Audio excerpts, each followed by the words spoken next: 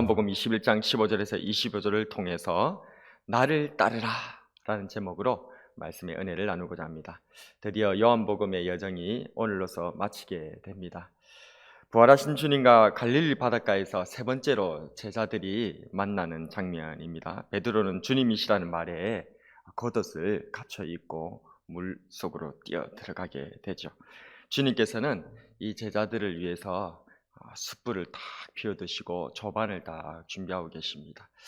이런 주님의 찾아오시는 그런 모습, 또 밤새 그 물 위에서 물질하면서 그렇게 고생하고 있는 그 제자들을 위해서 따뜻한 숯불을 준비하고 또 아침 먹을 수 있도록 조반을 준비하시는 우리 주님의 이런 모습을 통해서 마치 어머니가 자식을 위해서 그렇게 밥을 준비하고 수고하는 그 따뜻한 그런 사랑을 우리 주님의 모습, 부활하신 주님의 모습을 통해서 이렇게 느끼고 또 체험하는 저와 여러분이 되었으면 좋겠습니다.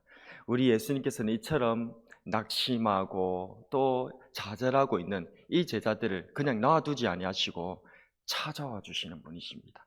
이 갈릴리 바닷가까지, 이 낙심의 바닷가까지 우리 예수님은, 부활하신 예수님께서는 찾아와 주신다는 겁니다. 우리는 우리의 인생의 문제에 빠져서 우리의 그런 여러 가지 환경 가운데서 그냥 낙심하여서 좌절하여서 그냥 일상으로 돌아가고 하나님도 모른 채 우리 구주 예수 그리스도의 이름도 잊어버린 채 그냥 그렇게 있는 우리들인데, 우리 예수님께서는 찾아와 주신다는 것입니다. 그리고는 그렇게 숯불을 피우고 조반을 준비하여서 우리를 먹이시면서 다시금 힘을 일으켜 주시는 그분이 우리 예수님이신 줄로 믿습니다. 그래서 그 예수님께서 베드로에게 물으십니다. 15절에 요한의 아들 시몬아, 네가 이 사람들보다 나를 더 사랑하느냐? 예수님께서 이 베드로에게 세 번을 나를 사랑하느냐 물으시지 않습니까? 그런데 그 물음을 자세히 보게 되어지면 이 베드로가 낙심하게 되어진 그런 부분들이 왜 그런지를 알 수가 있습니다. 첫 번째, 예수님께서 베드로에게 물으실 때 이 질문과 두 번째, 세 번째는 조금 다른 부분이 있습니다. 무엇이냐면, 첫 번째 물으실 때는 네가 나를 사랑하느냐라고 물으신 게 아니고 조금 더 부연해서입니다. 네가 이 사람들보다 더 나를 사랑하느냐라고 물으십니다. 그 뒤에는 그냥 나를 사랑하느냐라고 물으시죠. 베드로는 요 일 이후에도 예수님께로부터 세 번 질문을 받고 또 주님께서 나를 따르라고 했었을 때에도 그때 예수님의 사랑하는 제자 요한이죠.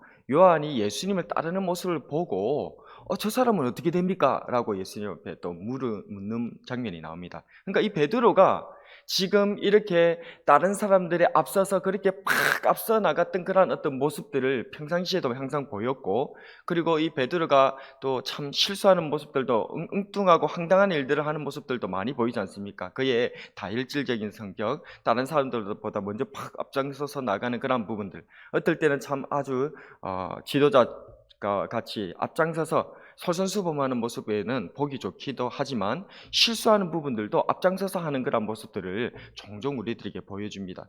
그리고 또 이 베드로가 지금은 예수님을 모른다고 부인하고 맹세하고 저주하였던 그러한 모습들로 인해서 좌절하고, 이제 나는 지도자 자격이 없다, 내가 무슨 예수님 제자고, 내가 무슨 다른 제자들의 그런 수장이 될 수 있겠느냐, 완전히 낙심해서 물고기나 잡으러 가겠다라고 하는 이러한 베드로의 모습, 그의 좌절된 모습들이 왜 일어나냐는 겁니다.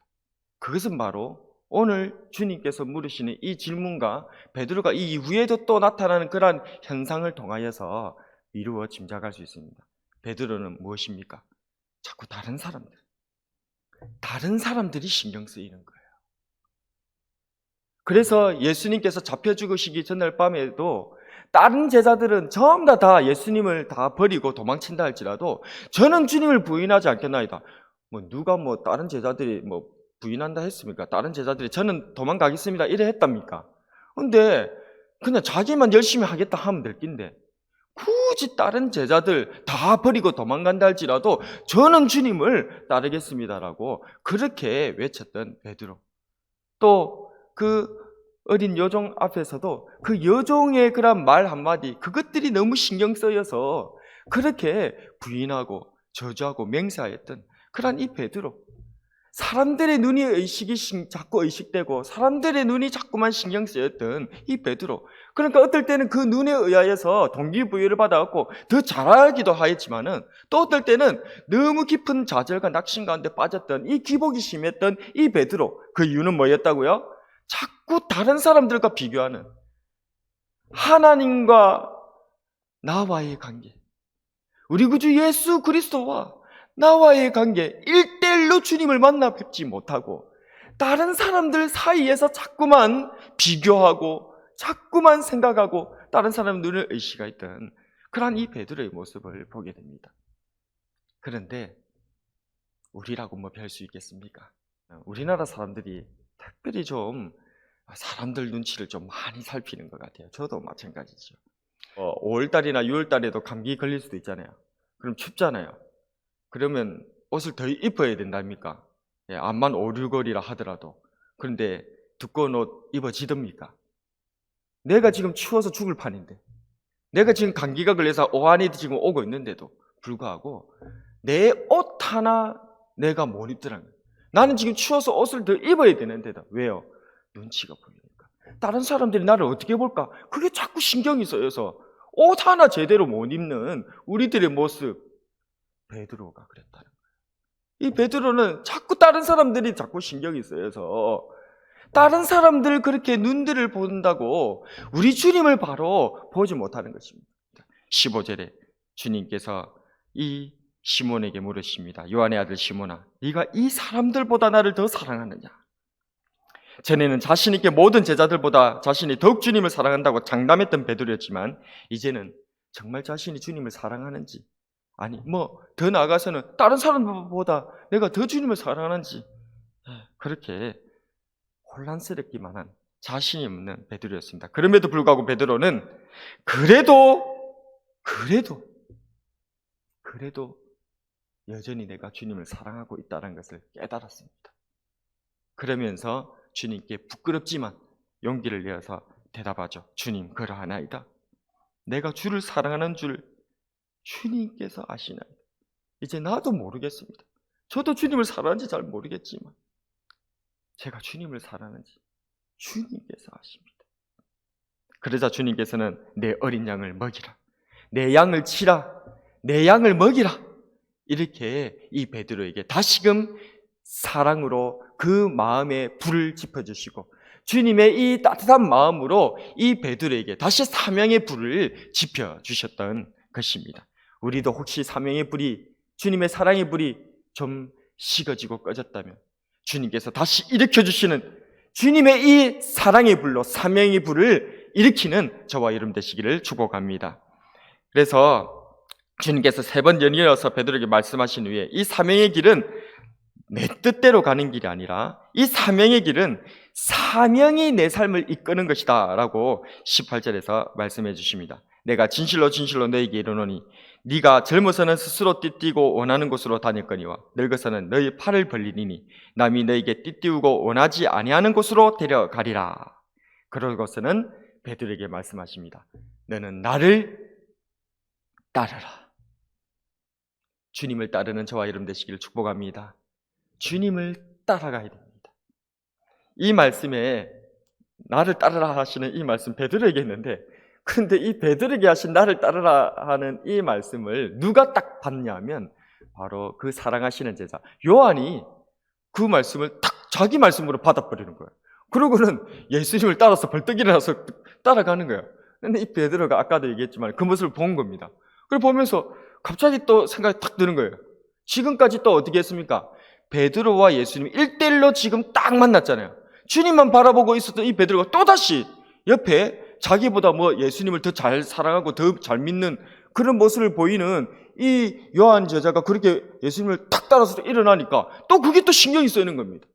또 그러면서 예수님 앞에 묻습니다. 저 제자는 어떻게 됩니까? 라고 21절에 그렇게 이 베드로가 묻지요. 그러니까 예수님께서 다시 말씀하십니다. 22절에 예수께서 이르시되 내가 올 때까지 그를 머물게 하고자 할지라도 너에게 무슨 상관이냐? 너는 나를 따르라 하시더라 아멘. 다른 사람 어찌 되든지, 다른 사람이 뭘 어떻게 하든지 자꾸 그거 신경 쓰지 말고 너는 나를 따르라. 주님께서 하시는 음성을 들으시기를 바랍니다. 실존주의 철학자이며 목사인 케르케고르가 이렇게 말했습니다. 기독교는 개인이고 여기에 있는 단독자이다. 다른 실존주의 철학자들은 무신론자들입니다. 하나님을 없다, 하나님 믿지 않는 그러한 사람으로서 우리는 그냥 이 세계에 던져진 존재이니까 거기서 의미를 찾고 살아가야 된다. 그것이 실존주의 철학입니다. 그런데 이 키에르케고르라고 하는 이분은 목사님이세요. 그러니까 하나님을 잘 믿죠. 그래서 그가 말한 우리가 책임감 있게 딱 단독자로 그렇게 다른 사람 눈치 안 보고 딱 단독자로 책임감 있게 서야 된다. 이 말은 하나님 앞에서의 단독자로 서야 된다. 그 말입니다. 그래서 이 키에르케고르의 이 말은 우리는 하나님 앞에 딱 한 사람만 존재하는 사람처럼 서 있어야 된다. 이 말은 무슨 말인가? 책임감 있게 살아야 된다. 그 말입니다. 우리가 여러 사람이라고 하면 책임감이 분산되잖아요. 책임감 분산이라고 하는 심리학 용어가 있습니다. 그것은 어떤 일들에 대해서 우리가 책임을 느껴야 될 어떠한 중대한 일들, 문제를 만났을 때 그 문제를 경험하고 그 문제를 본 사람이 수가 많으면 많을수록 그 한 사람이 느끼는 책임감의 양은 줄어든다라고 하는 것이 책임감 분산이라는 얘기입니다. 하나님 앞에 단독자로 다른 사람 다 없고 나 혼자 하나님 앞에 홀로 서 있는 그런 존재로서 서 있는 그런 존재로 살아가야 된다는 겁니다. 그게 바로 우리 주님께서 우리를 부르시는 방법입니다. 우리 주님은 여러 많은 사람들 중에 뭉뚱그려가지고 그냥 대충 부르신 분이 아닙니다. 우리 예수님께서는 각각 그 이름을 불러내었다라고 얘기를 하고 계십니다. 여러분, 예수님께서 여러분들을 여러 많은 사람들 중에서 그냥 우르르 그냥 부르시기를, 그렇게 부름받기를 원하십니까? 아니면 각각 내 이름을 불러주시기를 원하십니까? 주님께서는 각각 저와 여러분들의 이름을 불러주시는 분이십니다. 그래서 그 주님 앞에 홀로 이 세상에 아무도 없는 것 같이 우리 예수님 앞에 내가 서는 거예요. 그리고 주님만 바라보면서 그렇게 주님과 같이 대화하면서 살아갈 때에 그때서야 비로소 사명자의 길, 십자가의 길, 순교자의 삶을 마지막까지 걸어갈 수 있게 되는 줄로 믿습니다. 주님께서는 나를 따르라 말씀하십니다. 네가 정말 나를 사랑한다면 사랑으로 나를 따르라. 다른 사람 보지 말고 사랑의 나를 따르라. 오늘 이 시간 우리는 먼저 확인할 것이 있습니다. 나는 주님의 사랑을 알고 있는가? 나는 주님을 진정 사랑하는가? 그런 후에 진정 주님을 사랑한다면 다른 사람 보지 말고 오직 나를 사랑하고 주님만 바라봐라 하시는 그 주님을 정말 바라보고 있는가? 주님께서 이 세상에 아무도 없는 것처럼 오직 나만을 바라보며 사랑해 주시는 것처럼 나도 이 세상에 아무도 없는 것처럼 오직 주님만 바라보며 사랑으로 살아가는 저와 여러분이 되길 주님의 이름으로 축복합니다. 오늘의 한 줄 설교 요약. 다른 사람 보지 말고 주님 사랑으로 사랑하자.